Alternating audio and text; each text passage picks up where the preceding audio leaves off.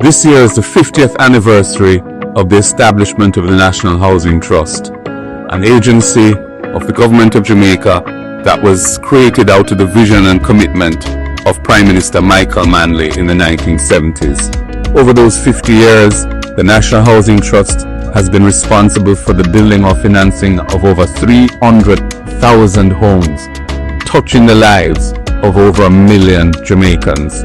The institution of the National Housing Trust is a prime example demonstrating how positive visionary government can transform the lives of the people of Jamaica.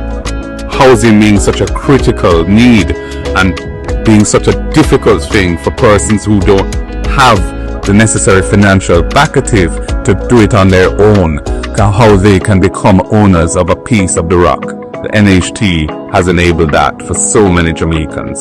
And of course, I want to also mention some of the ideas that we had put forward in our manifesto in the recent general elections to enhance the NHT. We wanted to repurpose it to its original mandate of focusing on affordable housing. In recent times, it has lost its way and ventured into projects involving the building of houses at prices of $30 to $40 million out of reach of ordinary Jamaican people. We want to focus and refocus on affordable housing because that is where there's a huge demand which is not being met currently in the country.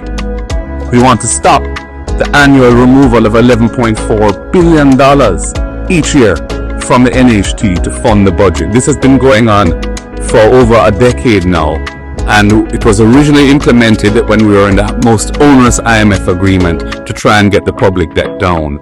But since then, it has been continued out of convenience, even though it is no longer strictly necessary to meet any particular IMF target.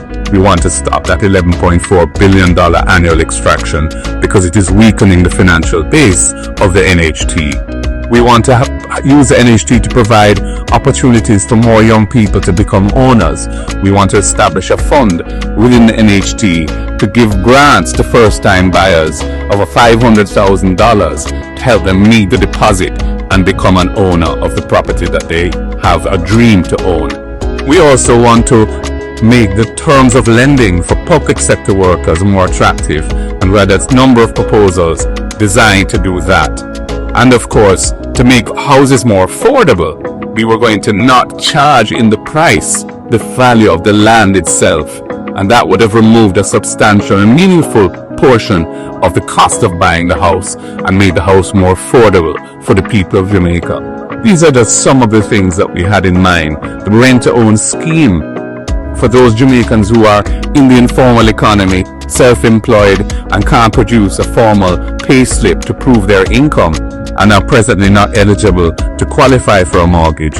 We would allow them to go into possession of the house as a tenant, and as long as they met the monthly payments, which would have been fixed at an amount equal to what the mortgage payments would be, after a reasonable period of time of performing those obligations, we would treat that as signifying that they are eligible for a mortgage so they could borrow the money and buy the house of their dreams. These are some of the proposals that we had in mind in keeping with the vision of Michael Manley, the founder of the National Housing Trust. God bless him.